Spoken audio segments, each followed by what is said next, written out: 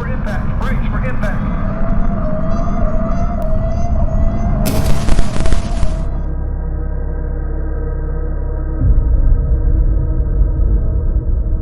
You're not going to believe what I'm about to tell you, but I need to get this story out there. What happened to me and my crew last October still haunts me every single day. I was a helicopter pilot for mountain rescue operations, and I'd flown hundreds of missions without anything stranger than the occasional bear sighting. That all changed on what should have been a routine pickup. It was one of those perfect October days in the mountains. Clear blue sky, crisp air, the kind of weather that makes you grateful to be a pilot. The temperature was sitting right around 60 degrees, perfect flying conditions with minimal wind. The leaves were turning, painting the endless forest below in brilliant reds and golds. From 3,000 feet up, the canopy looked like a massive quilt stretching to every horizon. I remember thinking how peaceful it all looked from up there, just miles and miles of untouched wilderness that seemed to go on forever. I'd been flying rescue operations in these mountains for 12 years, and I thought I'd seen everything. Bear attacks, avalanche victims, lost hunters, heart attacks on remote trails, you name it. The mountains could be unforgiving, but they were predictable. Follow your training, trust your equipment, get people out safely. It was dangerous work, but it made sense. There were rules. We got the call around noon while I was doing routine maintenance checks on the helicopter. 2 hikers had gone missing 3 days earlier in a remote section of the national forest, about 40 miles northeast of the nearest ranger station. The search had been going on since they were reported overdue by their families. Multiple ground teams had been combing the area, following every trail and checking every campsite. The initial search had covered the obvious areas, marked trails, established camping spots, places where lost hikers usually turned up. But these 2 had vanished completely. No trace at their planned campsite, no signals from their emergency beacons, no response to helicopter flyovers or ground teams calling their names. It was like they'd been swallowed by the forest. The breakthrough came on the 3rd day when 2 veteran rangers, both with over 20 years of experience in these mountains, had decided to check some of the more remote areas. Places where inexperienced hikers had no business going, but sometimes ended up anyway when they got turned around. These rangers knew every ridge, every creek, every game trail in hundreds of square miles of wilderness. They found the hikers about 15 miles from the nearest marked trail in a section of forest so remote that it didn't even appear on most topographical maps. The area was accessible only by helicopter or a 2-day hike through unmarked terrain that required serious mountaineering skills. How 2 recreational hikers had ended up there was a mystery in itself. When the rangers radioed in their location, the news was mixed. Both hikers were alive, but one had a badly broken leg, compound fracture that had gotten infected over the 3 days they'd been missing. The other hiker was in shock, dehydrated but ambulatory. Time was critical for the injured one. The infection was spreading, and without immediate medical attention, he could lose the leg or worse. The coordinates the rangers provided were deep in what we called the dead zone, areas so remote that cell service was non-existent, and radio communication was spotty at best. The terrain was rugged, with dense, old-growth forest broken by steep ravines and rocky outcroppings. It was the kind of place where a helicopter crash would never be found, where people could disappear without a trace. My crew that day was solid. I had my hoist operator who'd been doing mountain rescues for 8 years. He was the kind of guy who could thread a needle with a hoist cable in 30-mile-per-hour winds. Never met a situation he couldn't handle. Never complained about the conditions. He had an intuitive understanding of aircraft systems and could troubleshoot problems mid-flight that would ground other operators. Our medic was relatively new to our team, but with impressive credentials. She'd done emergency medicine in Detroit before moving to the mountains, so she'd seen everything from gunshot wounds to overdoses. Fresh out of advanced wilderness medical training, she was eager to prove herself on difficult rescues. She had a calming presence that worked wonders with panicked patients, and she never let the remote conditions rattle her. We'd worked together on dozens of rescues over the past 6 months, everything from heart attacks on mountain peaks to hypothermia victims pulled from icy rivers. Our success rate was nearly perfect, and we'd developed the kind of wordless communication that comes from trusting your team completely. The coordinates the Rangers radioed in were deep in the backcountry, further than we usually went. Looking at the map, I could see we'd be flying over terrain that hadn't been logged in decades, maybe never. No roads, no power lines, no cell towers, just an unbroken expanse of wilderness that stretched for miles in every direction. As we lifted off and headed toward the mountains, I was already running calculations in my head about fuel consumption and weather patterns. The forecast was good for the next 4 hours, but mountain weather can change in minutes, and we'd be operating at the very edge of our fuel range. If something went wrong, if we had to search longer than expected, we might not have enough fuel to make it back. The first 20 minutes of flight took us over familiar territory. I could see the network of logging roads below, the scattered clear cuts and replanted areas that formed a patchwork across the lower elevations. There were hiking trails visible as thin, brown lines threading through the green, and the occasional flash of sunlight off a car roof on the mountain highways. But as we climbed higher and flew deeper into the mountains, all that disappeared. The forest below started looking different, older and darker. We'd left civilization behind completely. This was old-growth forest, the kind that had been standing for centuries. Trees so massive that their trunks looked like pillars from our altitude. Their canopy so dense and uniform that it looked like a solid green carpet stretching to every horizon. The canopy was so thick I could barely make out the ground through the gaps. Occasionally I'd catch a glimpse of a stream or rock outcropping, but mostly it was just an unbroken sea of green. I found myself wondering how anyone could survive down there if they got lost. The forest looked impenetrable, hostile to human life. These 2 hikers were incredibly lucky the Rangers found them. My hoist operator was checking his equipment when I noticed something that made me uneasy. We were flying over a section of forest where the trees seemed different somehow, taller, darker, packed more tightly together. There were no clearings visible, no breaks in the canopy at all. It was like looking down at a solid wall of vegetation that had never been disturbed by human activity.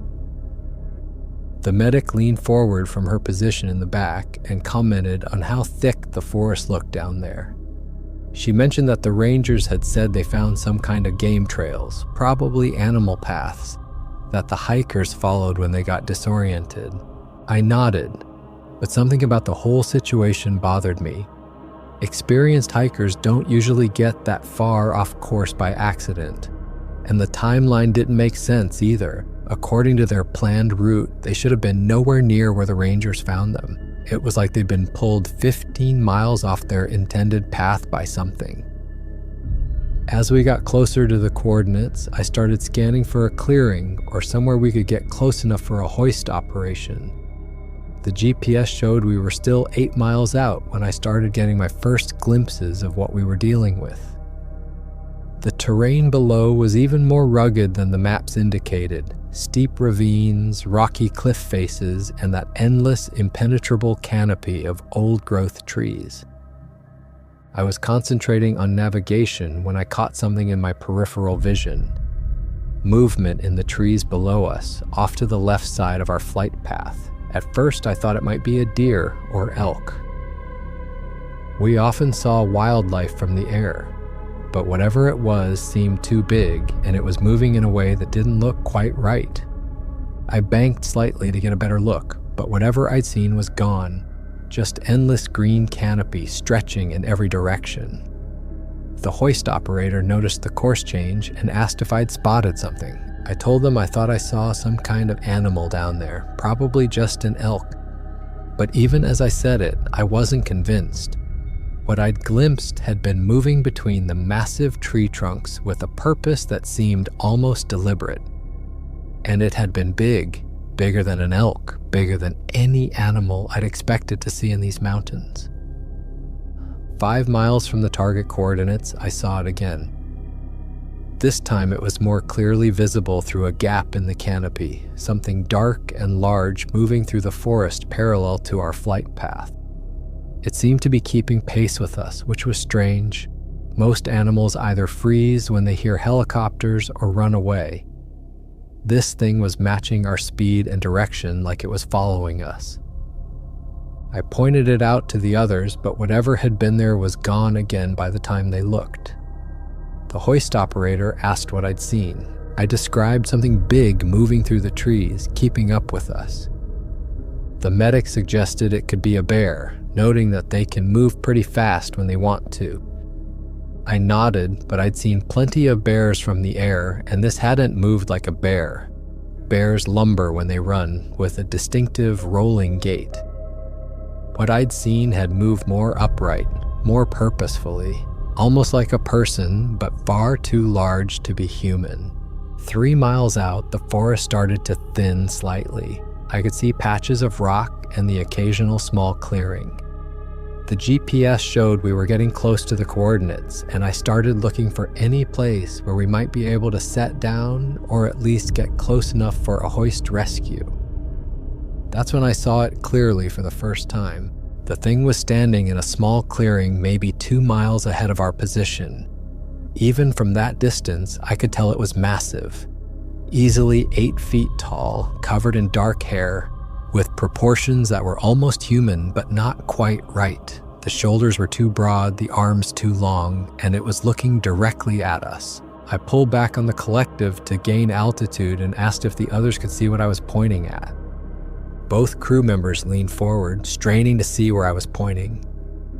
But by the time they got a clear view, the thing had melted back into the tree line, disappearing as quickly as it had appeared. The hoist operator asked what the hell that was. I admitted I didn't know, but it had been watching us. The medic tried to rationalize what we'd seen, suggesting it could have been a person, maybe another search team. But even as she said it, I could hear the doubt in her voice. No person was that size, and no one should have been in that area anyway.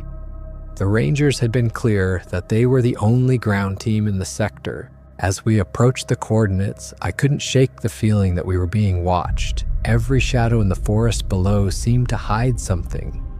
Every gap in the canopy looked like it might reveal another glimpse of whatever was down there. The hair on the back of my neck was standing up, and I found myself checking and rechecking our fuel levels and escape routes. The GPS indicated we were within a quarter mile of the target coordinates when I finally spotted what looked like a small clearing ahead. It wasn't much, maybe 50 feet across with some scattered trees. But it was on higher ground and looked like our best option for a hoist operation. As we got closer, I could see 4 tiny figures down there, waving their arms frantically. We came in for our approach, and I could see the group clearly now. 2 Rangers in their Forest Service uniforms, standing beside what looked like an improvised landing zone they'd cleared of branches and rocks. And 2 civilians, one obviously the injured hiker, lying on a makeshift stretcher the Rangers had constructed from branches and emergency blankets. The other civilian, presumably the injured man's hiking partner, was sitting nearby, wrapped in a space blanket, but clearly conscious and alert. Even from 50 feet up, I could tell something was wrong with the scene. The Rangers looked tense, constantly scanning the tree line around the clearing. The uninjured hiker was doing the same, his head turning back and forth like he expected something to emerge from the forest at any moment. And the injured hiker on the stretcher was trying to sit up despite his broken leg, gesturing frantically toward the trees. The hover was tricky with the uneven terrain and tall trees all around us, but I managed to hold it steady while the hoist operator prepared his equipment. We'd done this hundreds of times before, but something about this rescue felt different. There was an urgency in the ranger's gestures that went beyond just the medical emergency. The plan was simple. Injured hiker first, then the others one at a time. The medic was already getting her kit ready, preparing to assess the patient the moment he was brought up. We lowered the basket and got the injured hiker loaded without any problems. As the hoist operator brought him up, I could hear him talking. Not the usual moans or cries of pain, but rapid, panicked speech.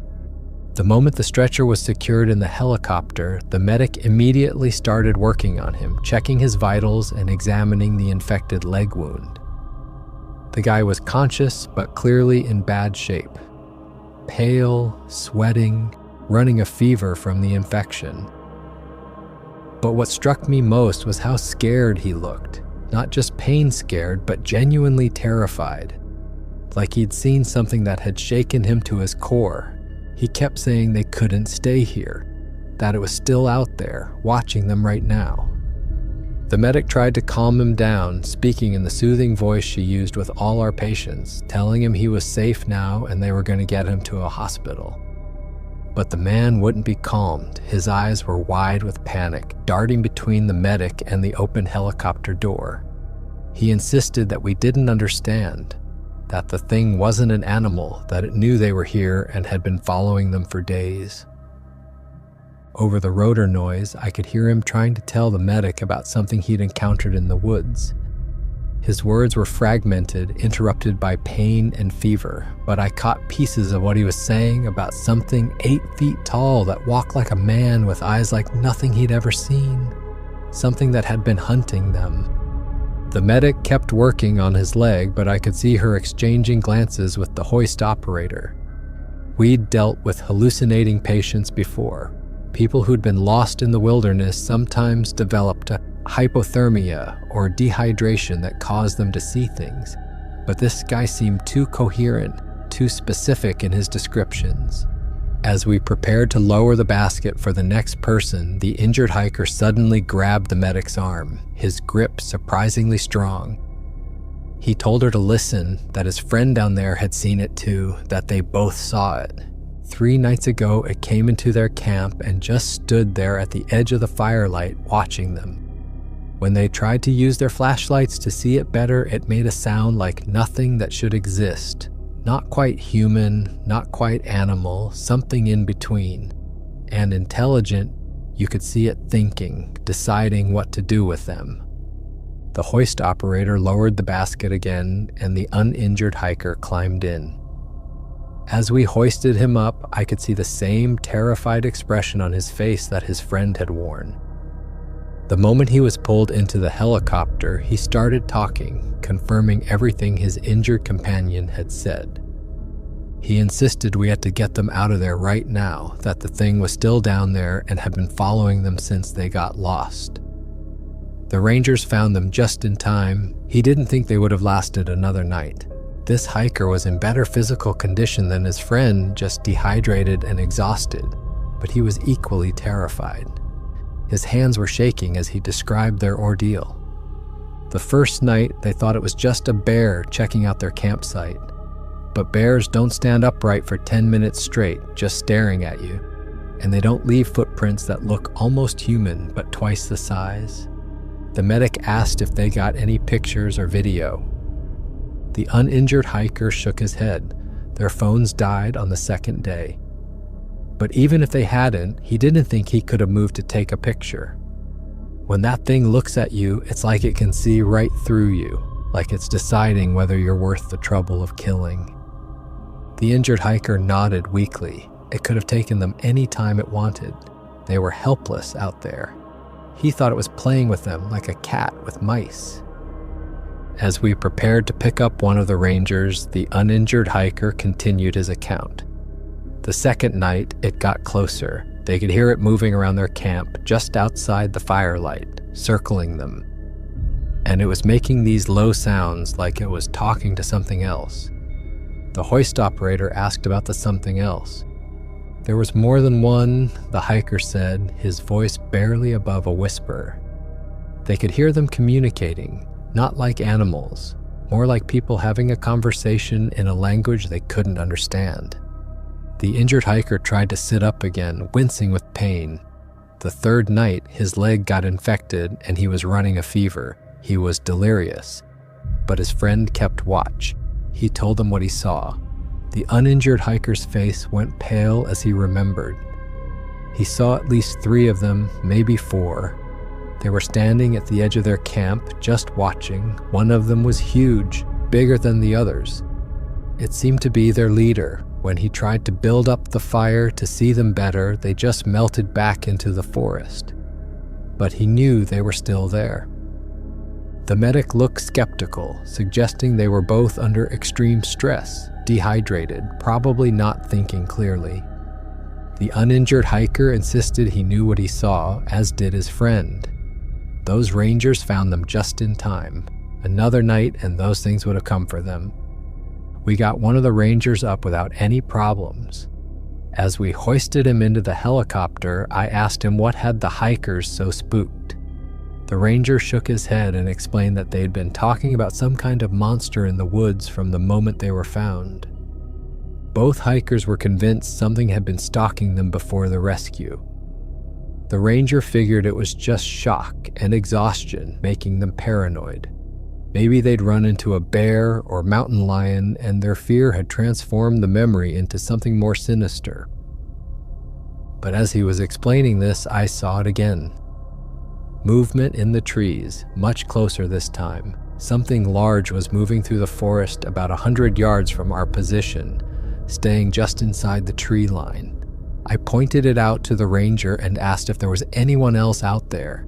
He said no, just the 4 of them, and repeated that the hikers must have encountered some kind of animal that spooked them badly.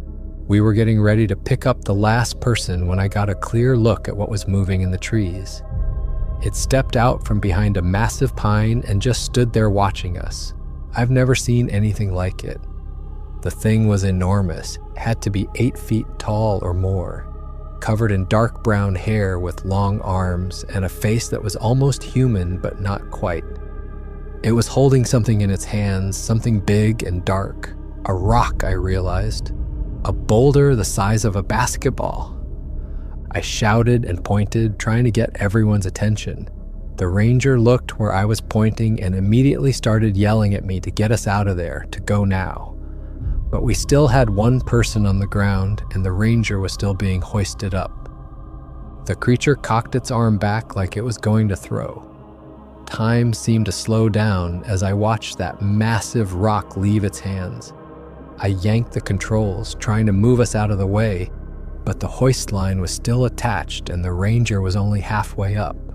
The boulder hit us on the tail boom with a sound like a gunshot. The helicopter lurched violently to the right, and I immediately knew we were in serious trouble. The controls felt wrong, mushy and unresponsive. We were starting to spin. I shouted for everyone to brace for impact as I fought to keep us level. The rotor was still turning, but we were losing altitude fast and spinning faster with each second. Below us, I could see the trees rushing up to meet us. The last thing I remember was the medic screaming and the horrible sound of metal tearing apart as we hit the canopy. Then everything went black. When I came to, the smell of fuel and smoke filled my nostrils. My head was pounding and I could taste blood. The helicopter was on its side, the cabin crushed and twisted. Sunlight filtered through the broken windows, casting strange shadows on the wreckage. I looked back at the others. The medic was conscious, but had a nasty gash on her forehead and was holding her left arm at an odd angle. She was trying to check on the others. The hoist operator was slumped over his equipment, not moving. The ranger we'd picked up was pinned under debris, his eyes closed. The injured hiker was motionless, his stretcher crushed by the impact.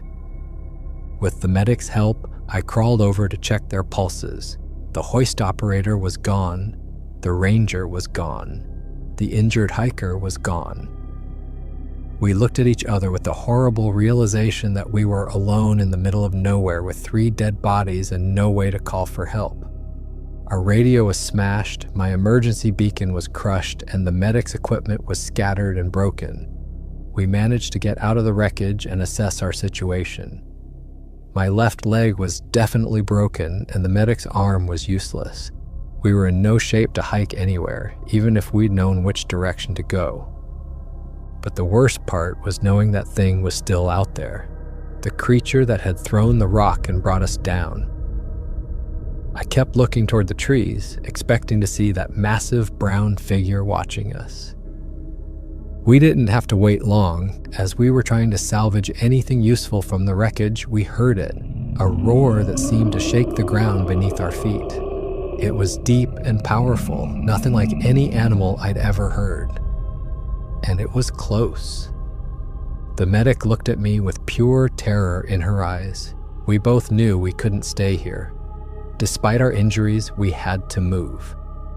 I told her what I'd seen about the creature that had attacked us. She didn't question it. After what we'd just been through, she was ready to believe anything. We started limping away from the crash site as fast as we could manage. I was using a broken piece of the helicopter frame as a crutch, and the medic was supporting her injured arm against her body. Every step sent shooting pain through my leg, but fear kept us moving. We hadn't gone more than a few hundred yards when we reached the edge of the trees and looked back. The creature was there, standing over our helicopter. Even from that distance, we could see how massive it was. It was examining the wreckage, pulling pieces apart with its bare hands like they were made of paper. We didn't wait to see what it would do next. We pushed deeper into the forest, trying to put as much distance as possible between us and that thing. The trees were so dense that within minutes, we couldn't see the crash site anymore. But we could still hear it, metal being torn apart, pieces thrown around. It was destroying what was left of our helicopter. For the next several hours, we stumbled through the forest like wounded animals. The canopy was so thick overhead that it felt like twilight even in the middle of the afternoon. Ancient trees towered above us, their trunks so massive it would take 4 people holding hands to encircle them. The understory was a maze of fallen logs, thick ferns, and thorny undergrowth that caught at our clothes and skin with every step. Every shadow could be hiding something, every rustling branch could be that creature coming after us. The forest felt alive around us, but not in a natural way. There was an intelligence watching from the darkness, something that knew these woods far better than we ever could. The medic was getting weaker with each hour. The head injury was worse than it had first appeared, and she was having trouble maintaining her balance on the uneven terrain. Several times she stopped abruptly and asked me where we were going, seeming confused about what had happened. I would remind her about the crash, about the creatures, and I could see the terror flood back into her eyes each time. During one of our rest stops, she asked how many of them I thought there were. I admitted I didn't know, but I thought we were in their territory now. We were the intruders here. The forest around us was unlike anything I'd seen before. These trees were old, not just decades old, but centuries old. Some of them had probably been standing when European settlers first arrived in these mountains. The understory was sparse in places, as if something large regularly moved through these areas, creating pathways through the undergrowth. Every few hundred yards, we'd come across strange formations. Trees that had been broken off at head height, branches arranged in unnatural patterns, stones stacked in ways that couldn't be accidental. These weren't random acts of nature. Something intelligent lived here, something that left deliberate signs of its presence. As we walked, I started noticing more details that made my skin crawl. Scratch marks on tree trunks that were too high and too deep to be made by any normal animal. Footprints in muddy patches that looked almost human but were nearly twice the size of my boots. And everywhere, that musky smell, wild and primal, like nothing I'd ever encountered. The terrain was working against us too. What had looked like gentle slopes from the air turned out to be steep ravines and rocky outcroppings that forced us to detour constantly. We were losing precious time and energy, and I was becoming increasingly worried about our ability to find our way out before dark. The medic stumbled and fell for the third time, scraping her good arm on a jagged rock. When I helped her up, I could feel how hot her skin was. The fever was getting worse, and she was starting to show signs of serious head trauma. Dilated pupils, confusion, difficulty coordinating her movements. She said she needed to rest just for a few minutes. I wanted to keep moving, but she was in no condition to continue. We found a spot where a massive fallen tree created a natural shelter, and I helped her get comfortable. The silence around us was oppressive. No bird songs, no insect sounds, just the occasional creak of tree branches high above us. That's when I heard the first footstep. It was heavy and deliberate, not the random crashing of a deer or the shuffle of a bear. Something large was moving through the forest about 50 yards away, keeping pace with us. I held my breath and listened, trying to pinpoint the direction of the sound. Another step, then another. Whatever was out there was walking upright, taking measured steps like a person, but the spacing between footfalls was too long, the impact too heavy. This was something much larger than any human. The medic heard it too. Her eyes went wide with terror, and she pressed herself against the fallen tree trunk as if trying to disappear into the bark. She whispered that it had found us. The footsteps stopped. The forest fell completely silent. No wind, no rustling leaves, nothing. It was listening, trying to locate us exactly. I could feel eyes on us, though I couldn't see anything through the dense undergrowth. Then came a sound that nearly made my heart stop. A low, questioning call that sounded almost like human speech, but distorted, like someone trying to talk with their mouth full of gravel. It came from directly in front of us, maybe 30 yards away. Another voice answered from our left, then a third from behind us. We were surrounded. I grabbed the medic's good arm and helped her to her feet. We couldn't stay here any longer. Moving as quietly as possible, we began picking our way through the undergrowth, trying to put distance between us and whatever was stalking us. But they were tracking us easily. Every few steps, I'd hear a branch snap or leaves rustle as something large moved parallel to our path. They weren't trying to be stealthy anymore. They wanted us to know we were being hunted. The chase continued for what felt like hours. We'd find a hiding spot, hold our breath, and wait. The sounds would fade away, and we'd think we were safe. Then we'd start moving again, and within minutes, we'd hear them following us once more. The medic was barely conscious by this point. The combination of her injuries and terror had pushed her past her limits. I was essentially carrying her, and our pace had slowed to a crawl. I knew we weren't going to outrun these things. Our only hope was to find a defensible position and wait for dawn. As the real darkness started falling, we found a cluster of boulders that formed a small cave-like overhang. I helped the medic inside and tried to make her as comfortable as possible. She was shivering despite the warm October air, probably from shock and blood loss. She asked if we were going to die. I didn't have an answer for her. Our situation was about as bad as it could get. We were lost in hostile territory, both injured, with no way to call for help and no weapons to defend ourselves. And somewhere in the darkness around us, things that shouldn't exist were hunting us. That's when we heard them again. Footsteps in the forest around us, but different this time. More deliberate, more organized. They were working together, coordinating their movements like a military unit conducting a search operation. We held our breath and tried to stay perfectly still. The footsteps would get closer, then fade away, then return from a different direction.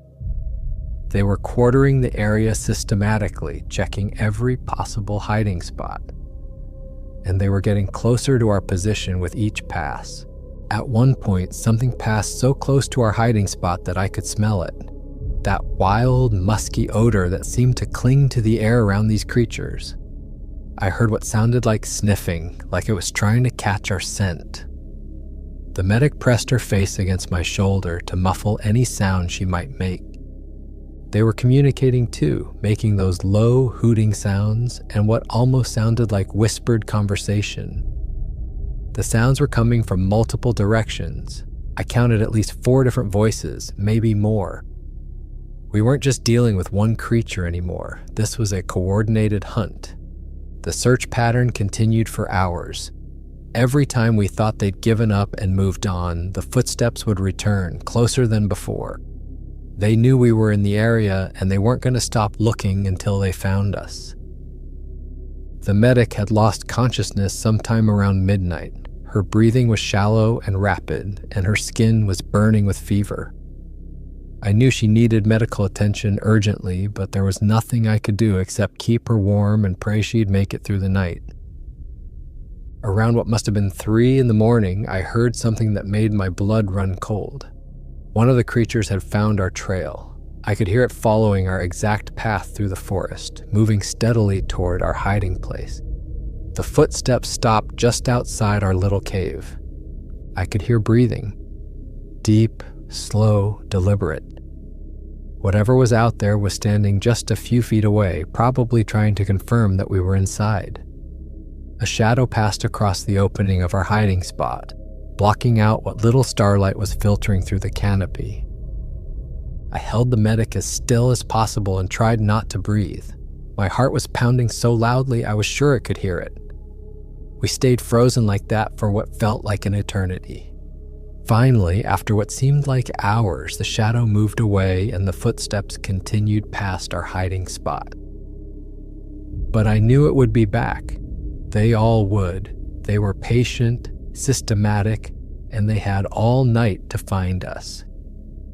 Our hiding place was good, but it wasn't perfect. Eventually, one of them would think to check inside the rock formation. As dawn approached, the forest gradually began to lighten. I could hear normal woodland sounds returning. Birds calling to each other, squirrels chattering in the trees above us. The oppressive silence that had dominated the night was lifting, and with it, the presence of the creatures seemed to fade. I waited until full daylight before daring to move. The medic was still unconscious, her condition obviously deteriorating. I checked her pulse and found it weak but steady. She needed a hospital immediately, but first I had to figure out how to get us out of this forest alive. As the first light started filtering through the trees, I heard them again. The footsteps, closer this time, more deliberate. They'd found us. I could see one of them through the undergrowth, maybe 40 yards away. It was huge, even bigger than the one that had attacked our helicopter. This one was almost black, with massive shoulders and arms that hung nearly to the ground. Its face was partially visible through the morning mist. Not quite human, not quite ape, but something unnervingly in between. It was moving methodically through the forest, stopping every few steps to examine the ground, sniffing the air, clearly following our trail. Its movements were intelligent, purposeful. This wasn't a random search. It knew exactly what it was looking for. The medic made a small sound, barely more than a breath, but in the quiet forest, it might as well have been a scream. The creature's head snapped in our direction, its eyes locking onto our hiding spot. For a moment, we stared at each other across the forest floor. Predator and prey. I made a decision that still haunts me. The medic was dying anyway, and if I stayed with her, we'd both be caught. I whispered that I was sorry, kissed her forehead, and slipped out from under the fallen tree, moving as quietly as I could in the opposite direction from the approaching creature. Behind me, I heard heavy footsteps crashing through the undergrowth as the thing rushed toward our hiding spot. Then the medic screamed, a sound I'll never forget, full of pain and terror and the knowledge that death was coming. The scream cut off abruptly, replaced by sounds I don't want to describe. I ran. Despite my broken leg, despite the pain shooting through my body with every step, I ran through that forest like my life depended on it. Behind me, I could hear the creature that had killed the medic calling to others, their voices echoing through the trees in those guttural, almost human sounds. More footsteps joined the pursuit, crashing through the forest with no attempt at stealth now. They were chasing me openly, and I knew with horrible certainty that they were faster than I was. My only advantage was that I was smaller, able to squeeze through gaps in the undergrowth that might slow them down. For the next hour, it was pure survival instinct.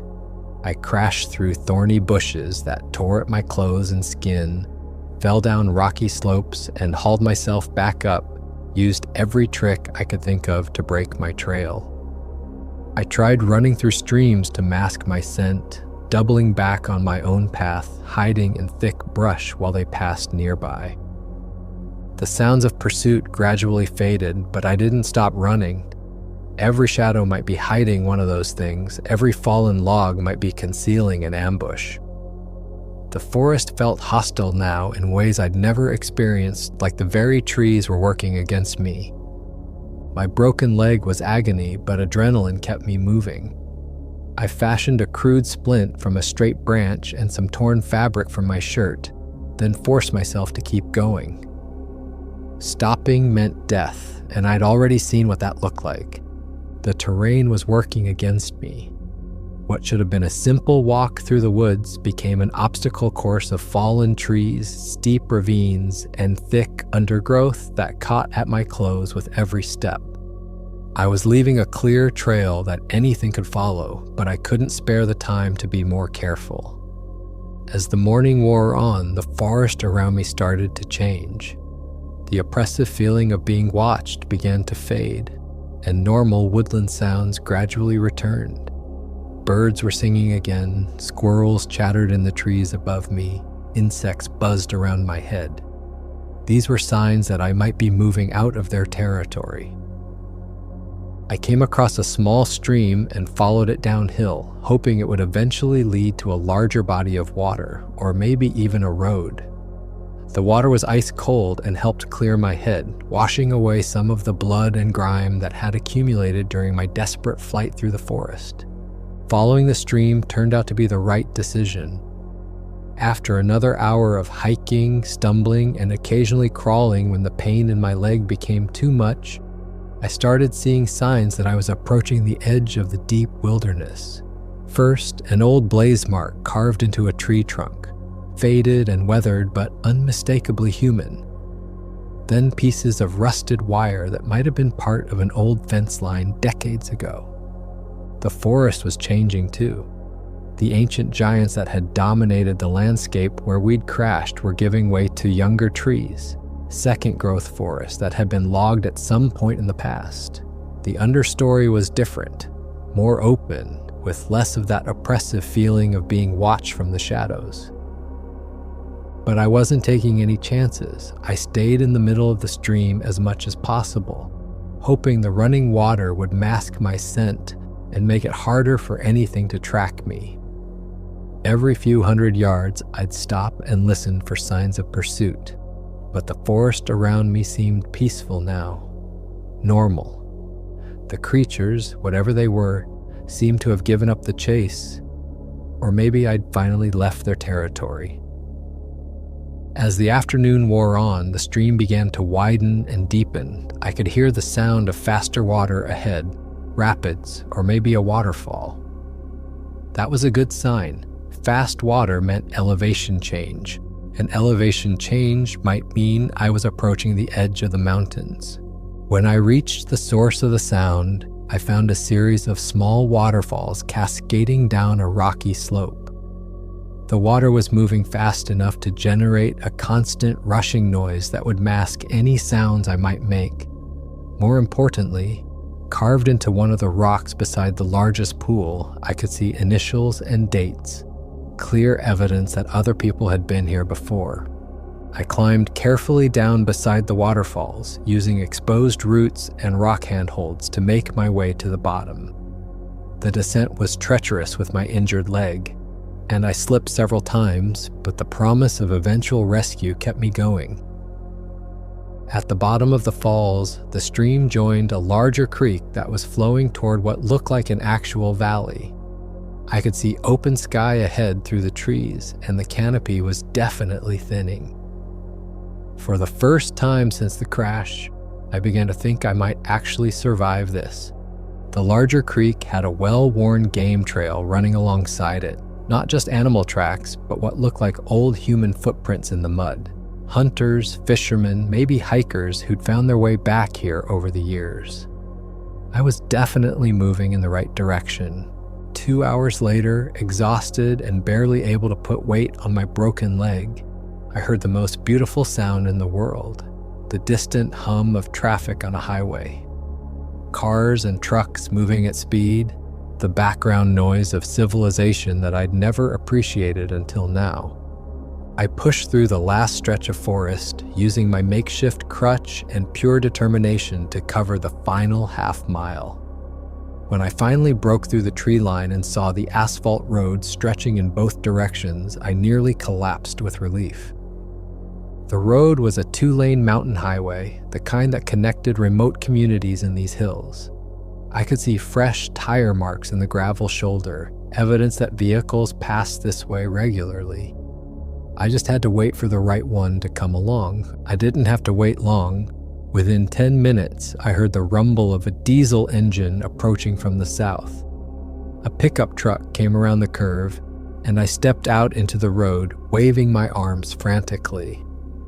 The truck slowed immediately and pulled over. The driver was a local farmer, a weathered man in his 60s who took one look at my condition and knew something terrible had happened. He helped me into the passenger seat of his truck and immediately reached for his cell phone to call for help. I managed to tell him that our mountain rescue helicopter had gone down, that 3 people were dead, and that I was the pilot. He didn't ask questions, just made the call and started driving toward the nearest hospital. Within minutes, I could hear sirens in the distance, ambulance, fire trucks, maybe police. The rescue machine was already mobilizing. The next few hours were a blur of emergency rooms, doctors, questions from investigators, and phone calls to notify families. I was treated for a broken leg, multiple lacerations, severe dehydration, and what the doctors called acute stress reaction. They kept me sedated for the first day while they worked on my injuries. When I was finally coherent enough to give a statement, I told the investigators what they needed to hear. Our helicopter had experienced mechanical failure during a routine rescue operation. We'd crashed in a remote area and I was the only survivor. The others had died on impact. Search teams found our wreckage 2 days later, exactly where I said it would be. They confirmed that the hoist operator, the ranger, and the injured hiker were dead, their bodies still strapped into the helicopter. But they never found the medic's body, despite searching a wide area around the crash site. The official report stated that she'd likely been thrown clear during the impact and her remains had been scattered by scavengers. They also never found any trace of the ranger who had still been on the ground when we crashed. According to the official investigation, there was no evidence that anyone else had been at the scene. The other ranger, the one we'd successfully picked up, corroborated my story about the rescue operation, but he claimed his partner had hiked out on his own after the crash. Nobody ever found him either. The investigators focused on mechanical failure and pilot error. They found stress fractures in the tail rotor assembly that could have caused a catastrophic failure under the right conditions. Combined with the challenging terrain and my relatively low flight hours in that specific model of helicopter, it made for a plausible accident report. No mention of boulders thrown by impossible creatures. The families of the victims deserved answers, but how could I tell them the truth? How could I explain to the hoist operator's wife that her husband had been killed by something that wasn't supposed to exist? How could I tell the injured hiker's parents that their son had died because we'd flown into the territory of creatures that considered us invaders? I stayed quiet about what really happened for months.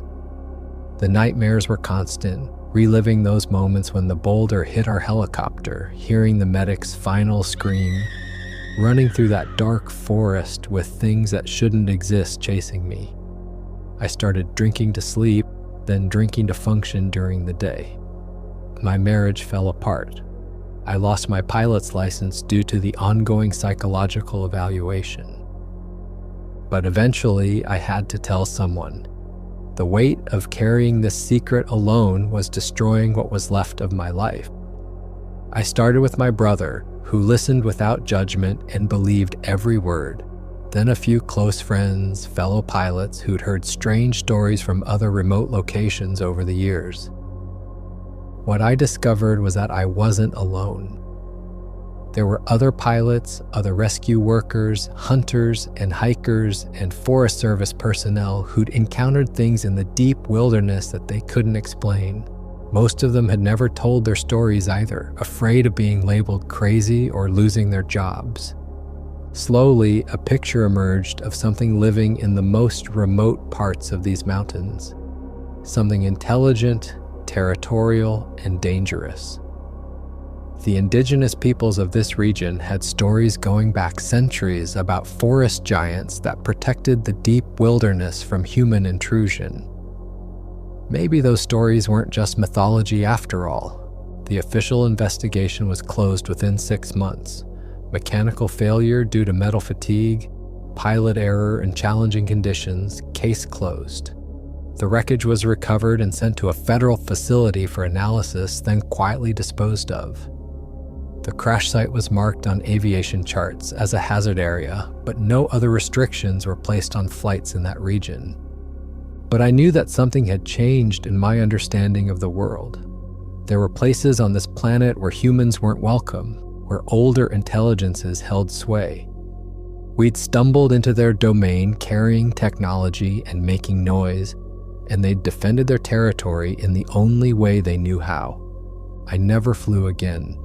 Every time I got near a helicopter, the panic attacks would start. Sweating, hyperventilation, flashbacks to those final moments before the crash.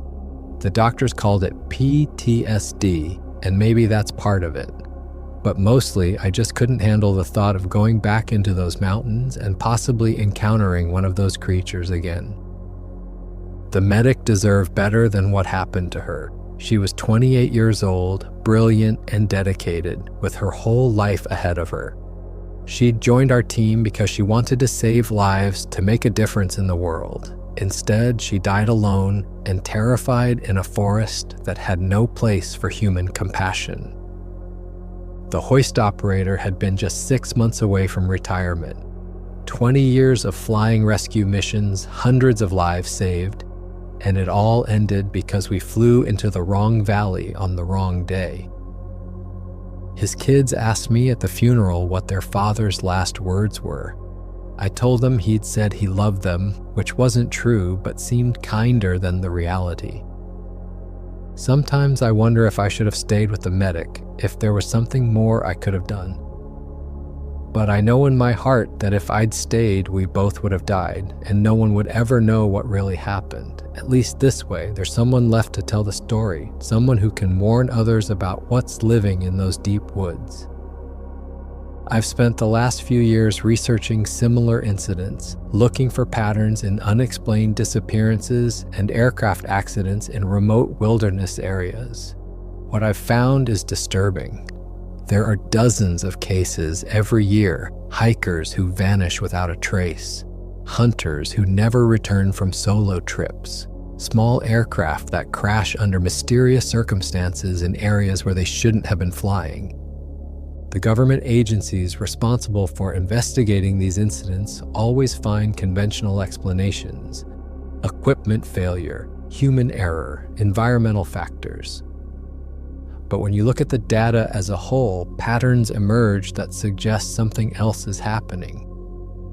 Remote areas with histories of indigenous legends about forest giants have statistically higher rates of unexplained disappearances.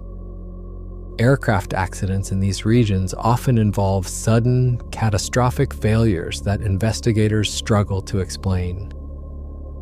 And the witnesses who do survive often report seeing large, bipedal creatures in the vicinity. Though these reports are typically dismissed as hallucinations caused by trauma, I'm not the only one who's noticed these patterns. There's a small community of researchers, mostly operating outside official channels, who are documenting these incidents and trying to understand what's really happening in our most remote wilderness areas. We share information, compare notes, and try to warn people about the dangers they might face in certain locations. But it's an uphill battle. The official explanation is always more palatable than the truth. People want to believe that our national parks and wilderness areas are safe, that modern technology and emergency procedures can protect us anywhere we choose to go.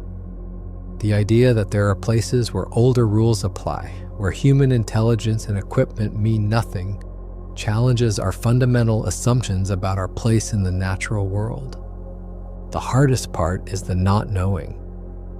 Are there more of them? How many? What do they want? Are they protecting their territory or just eliminating threats?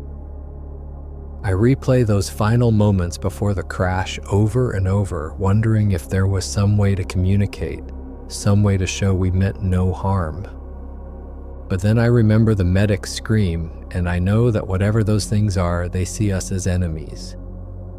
Maybe we always were, from the moment humans first started pushing into their territory with our roads and cities and aircraft. Maybe the helicopter represented everything they hate about our world. The noise, the pollution, the violation of their ancient homeland. I still live in the same town, though I moved away from the mountains to a house in the valley. Sometimes when I'm driving the back roads at night and see dark shapes moving between the trees, I don't stop to investigate. I just keep driving and try not to think about what might be watching me from the darkness. The official reports will never tell the truth about what happened that October day. 3 good people died because we flew into territory we didn't understand, carrying technology that marked us as invaders. The creatures that attacked us were defending their home the only way they knew how. I survived by abandoning my friend and running away. That's not heroic or noble. It's just what happened. But I'm the only one left who knows the truth about what's living in those deep forests. The only witness to an encounter that the authorities refused to acknowledge. So I'm telling this story because people need to know. If you're planning to explore the remote wilderness, if you're going places where no roads lead and no cell towers reach, understand that you might not be alone. There are things out there that have been watching us for a very long time, and they don't appreciate visitors. Listen for sounds that don't belong, footsteps that are too heavy, calls that don't match any animal you know. Watch for movement in your peripheral vision, shadows that seem too large or move too deliberately. And if you ever see something that looks almost human but isn't quite right, don't try to get closer. Don't try to communicate. Just leave as quickly and quietly as you can. Because next time, you might not be as lucky as I was. Next time, there might not be anyone left to tell the story. That was 5 years ago now. 5 years since I lost my crew, since I ran through that nightmare forest with creatures that shouldn't exist hunting me like prey. 5 years of sleepless nights, therapy sessions that went nowhere because I couldn't tell the truth, and watching my life fall apart piece by piece. The drinking got worse before it got better. There were months when I couldn't leave the house without having panic attacks. Every tall tree reminded me of that forest canopy. Every shadow looked like it might be hiding something massive and hostile. My wife left me after 18 months of watching me drink myself to sleep and wake up screaming from nightmares I couldn't explain. But something changed about 2 years ago. I was at rock bottom, living alone in a trailer park, when I got a call from someone who'd heard my story through the network of people who know what's really out there. He was a former park ranger who'd had his own encounter 20 years earlier. Different location, but the same creatures. The same intelligent, territorial beings that most people refuse to believe exist. He told me about others, dozens of them scattered across the country. People who'd survived encounters, witnessed attacks, lost friends and family to things that couldn't be officially acknowledged. We started meeting, sharing information, trying to piece together the bigger picture. What we discovered was both terrifying and fascinating. These creatures aren't random monsters. They're organized, intelligent, and they've been systematically defending their territories for decades, maybe centuries. The remote wilderness areas where encounters happen most frequently form a pattern, connected corridors of ancient forests that have never been developed or heavily logged. We started calling them the protected zones, areas where human activity is tolerated only at the edges, where deeper penetration is met with increasingly aggressive responses. The creatures seem to have a hierarchy, with larger, more intelligent individuals directing the actions of smaller groups. They use tools, plan coordinated attacks, and show a sophisticated understanding of human technology and behavior. The most disturbing discovery was how effectively they've been covered up. Government agencies, forest services, aviation authorities, they all have protocols for dealing with encounters. Reports are filed, then buried. Witnesses are debriefed, then transferred or quietly retired. Physical evidence disappears into classified storage facilities. The official explanation is always equipment failure, human error, natural causes. But we've been documenting everything: photos, testimony, physical evidence when we can get it, building a database of encounters that goes back generations. What we've found is that the activity is increasing, more sightings, more aggressive encounters, more people going missing in areas that used to be relatively safe. Something is changing in their behavior. Maybe it's the pressure of human expansion into their territories. Maybe it's climate change affecting their habitat. Or maybe they're just tired of hiding and have decided to be more direct in their defense of what they consider their land. 3 months ago, I got the call I'd been dreading. Another helicopter down in almost the exact same area where my crew died. Search and rescue mission, experienced pilot, perfect weather conditions. The wreckage was found scattered across a wide area, like it had been torn apart in midair. No survivors, no clear cause of the crash. But one of the search team members found something the official investigators missed: a massive footprint in the soft earth near the main wreckage. He photographed it before anyone else arrived, then quietly passed the image along through our network. It was identical to the tracks I'd seen 5 years earlier. They're still there, still defending their territory, still killing anyone who gets too close to whatever it is they're protecting deep in those ancient forests. I testified at the official hearing for that crash, sticking to the approved story about mechanical failure and challenging weather conditions. But afterward, I approached the widow of the pilot who died. I told her I understood her loss in ways that most people couldn't. I gave her my contact information and told her that if she ever wanted to know the truth about what really happened to her husband, she should call me. She did 2 weeks later. I told her everything about the creatures, about the cover-up, about the network of people who've survived similar encounters. She didn't believe me at first. How could she? But as I showed her the evidence we'd collected, the patterns in the data, the testimonies from dozens of witnesses, she began to understand. She's helping us now, using her husband's insurance settlement to fund our research, to support other families who have lost people to these creatures. We're not trying to prove they exist. We know they exist. We're trying to understand them, to figure out what they want, and maybe find a way to coexist that doesn't involve more people dying. But I'm not optimistic. These creatures have been here longer than we have.